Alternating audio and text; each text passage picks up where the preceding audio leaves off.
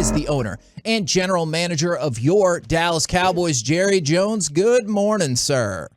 Hey, great guys. Good to be on with you. Kevin, Corey, Mike, good to be on with you, buddy. Matt.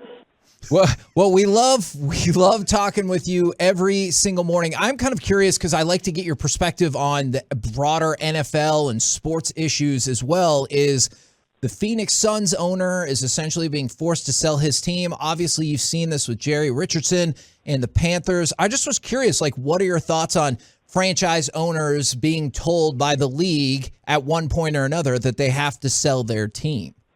Well, I obviously wouldn't go to those specific team owner situations or relationships or how they've evolved or where they ended up, but I wouldn't do that. But I know this: it's a privilege to get to be a part of a league like the NFL or get to be a part of sports. The way things have evolved over the last 20 or 30 years, there are parts of it that no one could have ever anticipated relative to social issues, relative to the responsibility that is involved when you have that much interest and that much attention. And it's unquestionably, it has certain great attributes to it. And so, on the other hand, it has created areas of behavior, expectation, or expectation about your views, misplaced as it may be relative to the individuals involved. It's still there. And so I respect that, and I respect that you need to do the right thing in the right places, whether it's workplace, whether it's society. So I get it. I've certainly appreciate just every day getting up and getting to be a part of sports in America, and certainly with the Dallas Cowboys. Jerry, going into the Bengals game last week, there was a lot of stress, urgency. Even our interview, there was a lot of tense moments, I believe. But you get a win, and I'm kind of curious: do you lighten up a little bit after a win, or do you kind of continue to impress upon these guys that they have this hill to climb, and you can't take your foot off the pedal? Well, I thought the question was going, do I lighten up in my mirror or in my own mind? And the facts are I do. That was very disappointing. I felt very responsible for the fact that we'd let our fans down. No one expected that the first game. Any and all of the ways that you could create responsibility, I have, whether it's accurate or not. And so that was a downer. To come back, though, and have the team respond, have the coaches respond, have the head coach respond, to come back and then have, under very trying circumstances, have our young quarterback step out there and play the game he played, defense step up. Every person played better. And to get a win against a good team was just it's like the sun coming up. It was just a new day for me. Now, reality is that you can't rest on those laurels, not with the level of competition that we've got coming every week. And they've had their ups and downs usually when we play them, and so you got to get ready for that. So you got to be disciplined, but that's what we've all lived with in our everyday lives, and you just have to do it at the team level as well. We've got to get down to business. We've got to go to work, and that's not going to help us at all next week except to look at the technical ways we can improve. How surprised are you that the Giants are 2-0?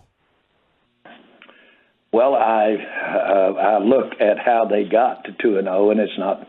They've played well enough to get there, and I think that they're a much better team than they were last year. the fact they're 2-0 will embolden them to be better. And the real truth is that in the NFL, all teams have good players, and they just aren't hitting on all cylinders many times. But I can see how they won those first 2 ball games, and know that we've got a street fight in New York to get up there and come out there with the win. Now, most of the time you say anything, it makes news, and I think we all understand why. Is yesterday talking about, how you would love if Cooper Rush played so great that there could be like a quarterback controversy. Do you talk to Dak like before or after situations like that, or does he ask questions to you about like statements like that? Not necessarily. If I see him, I will, and I'm sure the same with him. But not necessarily at all. And just to be specific, we don't have anybody that would really deep down like to see Cooper Rush play to that level more than Dak, because that enhances it for all of us, because we know we're going to need every ounce of every person on this team's best play.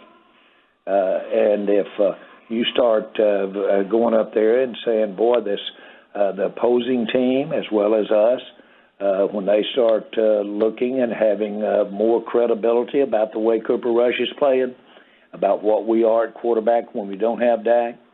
Now, I don't believe there's anybody in the world that doesn't understand how much I appreciate Dak Prescott, his skills, and to have him for the future, and the future being right now, really. So, but the point is that if players play at a level to where you've got people debating how are you using them with their skills, or as to who ought to be out there and who are not, when they're playing at that level, that's positive. Did you feel that same way? I'm just kind of curious. I know we're going way back. You feel that same way back in the day about Romo when he was watching Dak's progress along the way back in 2016? Well, of course I did. I was in awe that after Romo got hurt, we were all in the tank, and then Dak steps out there at preseason game again in Los Angeles in the Coliseum, and boy, he throws that ball down there on the back shoulder, and Dez gets it, or whoever caught it, and our whole team was out on that field, 15 yards out on the field. Michael Irvin, I said, did you see that play at Prescott?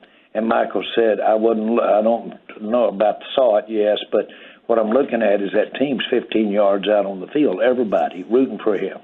They're behind him so much. So that is really a wonderful thing to see. And so if it had been a game or 2 games and Romo had been back out there, it might have been a different story. Because Romo still had it, make no mistake about it. He had it, and he had it in a way that could win it all. And but look what happened. Dak got his opportunity. He took it and ran with it to all of our benefit. He's one of the top handful of quarterbacks there are. And so all of that is what happened sometime. And that was the context that we were talking about that, and everybody around there knew it. And, it would be awesome if the table was set for Dak to walk in, but you really would ultimately want Dak to come back in, not miss a beat, as long as everything's going along with winning, right? Absolutely, especially with the difference. Let's get the difference in the Romo thing. I spent a lot of time yesterday talking about how Dak got here with Romo as the quarterback. And again, one of my biggest shortcomings ever, one of them, of many, is to have had Romo and not won a Super Bowl. But the point is that we're not talking about that much time here. Dak is already out there going through the motions. I'm hopeful that he'll be there. That's another thing that people have gotten out of context here about predicting that he can get back or not get back. And all of that's conversation. All of that is what is the interest in what we're doing, the team. All of that's positive. But the difference specifically is that Dak here has just a matter of, if you will, now a week or two, as opposed to an extended period of time when Romo and Dak were in this same situation. So, Jerry, it's interesting because I love you've said this multiple times about Tony Romo, and you put it on yourself saying, I just didn't make the right decisions to give him the best opportunity to win the Super Bowl. What specifically were those decisions that we're not sitting here 5 to 7 years from now with Dak Prescott saying, hey, I didn't do enough for Dak? What about those decisions as it might relate to Dak? I'm sorry, I didn't understand the question. So you say, hey, I put it on me. The reason Romo's not a Super Bowl champion is I did not do a good enough job as a general manager. I failed him. What were those failures so we don't see those same failures 5 to 7 years from now saying you repeat that same sentence, but you just change Romo's name for Dak's name? Well, that's a good question. That is a good question. And we've really, with Dak, we've really emphasized the offensive line. We've had one of the best offensive line. He's played behind one of the best offensive line there is in football the last several years. I like what we've had for him at running back. I like what we've had for him at receiver. And so the supporting cast, probably a little less his first 3 years on defense, but you can't have it all. You cannot do it all. You've got to give up someplace. But now then we've got a defense that should do a great job of balancing the attack or balancing the game, field position, and those areas. So, it's a whole concept. It's a special teams weapon that can give you some field position at the right time, turpentine, that type of thing. Those are supporting things that really say, well, Jerry, that's just makeup of team. No, it's supporting your quarterback, or it's asking your quarterback to play above shortcomings. And that's what I'm trying not to do. And that switches around. Now, when you talk about the potential supporting cast around Dak on both sides of the ball, I am kind of curious, did you look at last night's game or maybe even the week before and you look at what Amari Cooper did and you think, maybe that was not the way to go? Well, Amari Cooper the issue with Amari Cooper was how much we were paying him and what we could do with that money completely. And Amari Cooper is a real good player, top player, and should be able to be on any team there is in the NFL. But do you want to allocate that much money to it, or do you have that much allocation, or would you rather have a better offensive line? Had you rather have a better pass rush? You can't have it all, man. You can't have it all. And I'll never forget the very first meeting I had with a media person after I bought the Cowboys. They flew back to the home where I was living in Arkansas after I'd bought the team, and I was on a jet plane. And a 5-year-old Bronco picked me up at the plane, muddy. And the guy gets off and said, this makes no sense. A muddy 5-year-old Bronco when you're flying in a jet. What's wrong with that picture? I said, it's perfect sense. You drive a 5-year-old Bronco to get a jet. You can't have it all. You still have that Bronco, Jerry? It may be down at one of these hunting clubs someplace. We don't we don't get rid of too many of those ones that can still putter around. Plus, got memories in it. Now that one had a lot of memories. I had a lot of fun in that Bronco on the prairies of Arkansas. Jerry, you're headed up to New York, and it seems like a 50-50 game when you go to New York, 50% Cowboy fans in the stands. I was wondering from 1989, I know there's been Cowboy fans around the country ever since you bought the team, but what city has changed the most into more of a Cowboy stadium than it was in 1989, 1990? Boy, I don't know that we've gained on it at all in the stadium as far as having more support. Philadelphia is emboldened, and they've always been hostile. That's not a bad thing, by the way. But I frankly don't think there's a stadium that I could think about that has diminished in their enthusiasm to beat our butt. And so that's good. The cities, I said this yesterday, the cities are one of the great things about the Cowboys, to get to go play in those great cities, play them there every year, Philadelphia, Washington, New York. That's big time, and that feels so good. To me, that's pro football. I love college. I love the college town. Love the campuses, love all of that. But pro football to me is downtown and city, and it's Gallagher's Bar there in New York. It's that type atmosphere, and so just the aura of playing in cities, going in there and having the kind of if you will, trappings that go around pro football fire me up. Jared, do you have any thoughts on Jalen Smith signing with the Giants the week you guys are about to play them? Well, that's the way you do it. If you can and you have a spot and you can bring somebody in that can give you some information that could be helpful, give you some knowledge about a scheme or a player, that's the way you do it. You concerned about what Jalen knows about this defense? That's cricket. Okay, all right. Go ahead. And how eager are you to see Jason Peters and Michael Gallup take the field? Very, very, both. And Michael has really been looking great out there at practices. There's no question that can be a big asset to us. So was missed and needed.